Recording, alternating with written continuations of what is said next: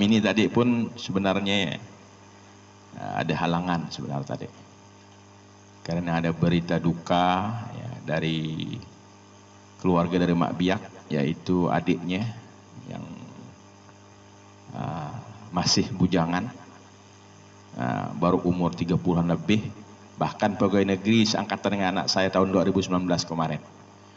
Jadi meninggal dalam keadaan tidur.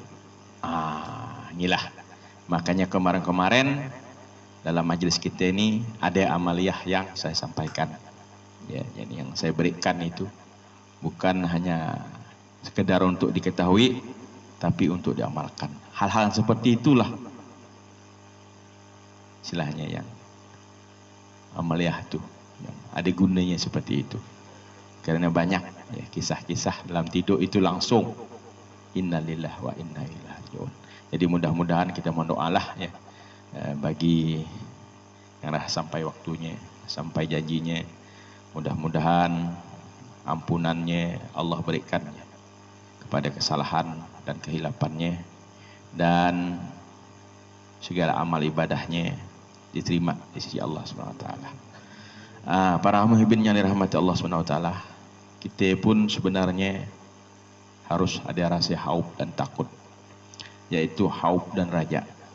Karena kita ni sama juga dengan istilahnya nunggu buah daun gugur. Kadang-kadang diguyuk baru bisa jatuh, kadang-kadang tidak diguyuk pun bisa jatuh. Tapi kita berharap kepada Allah, Allahumma tawil umrona fi ta'atika wa ta'ati rasulika wa ja'alna min ibadikas sholihin. Mudah-mudahan minta panjangkan umur dengan gantungan niat kemarin, supaya kita dalam niat kebaikan. Para muhibbin yang dirahmati Allah Subhanahu wa taala, ya, masuk kepada substansi malam ini. Malam kemarin kita bahas tentang hawa nafsu yang menimbulkan taat dan menimbulkan maksiat.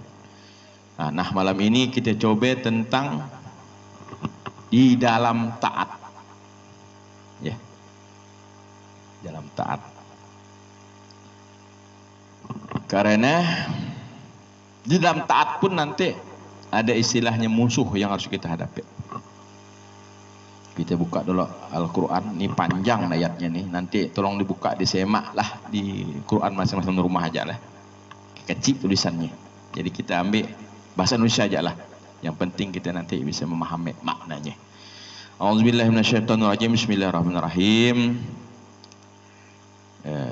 Surahnya Al-Baqarah ya, ayat 264. Jadi yang artinya begini: wahai orang-orang yang beriman, janganlah kamu merusak sedekahmu. Sedekah itu adalah bagian daripada amal, dengan menyebut-nyebut dan menyakiti perasaan penerima. Yang kemarin kan dah kita ceritakan. Seperti orang yang menginfakkan hartanya karena riya, pamer kepada manusia, dan tidak beriman kepada Allah dan hari akhir. Perumpamaan orang itu seperti batu yang licin, yang di atasnya ada debu, kata Allah. Kemudian batu itu ditimpa hujan yang lebat. Renungkanlah, maka tinggallah batu itu licin lagi, debunya tidak lagi kelihatan. Mereka tidak memperoleh sesuatu apapun dari apa yang mereka kerjakan. Kan cerita kita kemarin kan kapak yang dapatnya. Maka itulah ya, modal yang utama untuk taat nih ya, taat kecil apapun ataupun besar apapun, maka innamal a'malu bin niat, yaitu niat yang mana, yaitu niat yang ikhlas. Ini ya. Tapi dalam melaksanakan amal ibadah ini pasti ada musuhnya ya. Kalau dalam bahasa Quran nih, musuh ikhlas itu adalah riya. Ya. Riya itu tidak kelihatan, ikhlas pun tidak kelihatan. Makanya kita kemarin harus mawas diri. Maksiat dah kita filter, tidak bisa masuk, tidak bisa kita tapkan dalam hati. Tapi ikhlas udah ada, tapi masih ada yang menggorogoteknya. Yaitu riya. Karena riya ini pangkal dari segala maksiat batin. Nah, tapi pangkal daripada amal taat itu yang paling mendasarinya adalah ikhlas.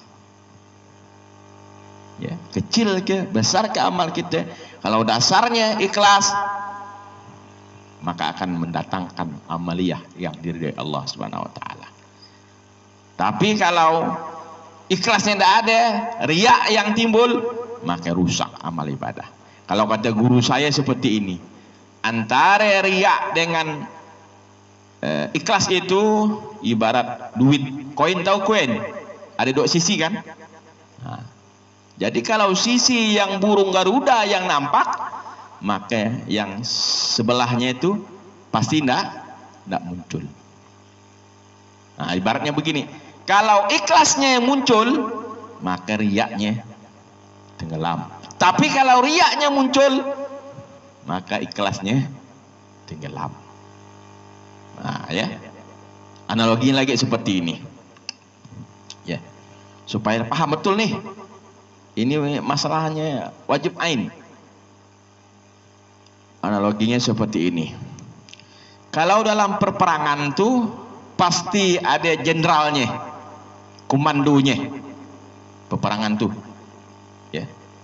Jadi jangan salah kita memposisikan komando peperangan tuh, karena setiap peperangan tuh pasti ada lawan, ada musuh.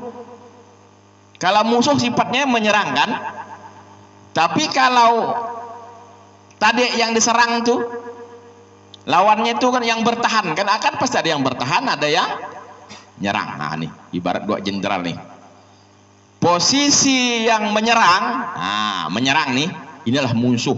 Mungkin kita analogikan seperti ini, yaitu riya tadi, jenderal riya namanya, berarti dia menyerang terus. Tapi kalau posisi yang jenderal ikhlas, berarti bertahan. Nah sekarang posisi kita di mana ya? Kalau kita menyadari bahwa riya itu musuh kita, kalau kita terlalu berkawan dengan riya, habis cerita kita.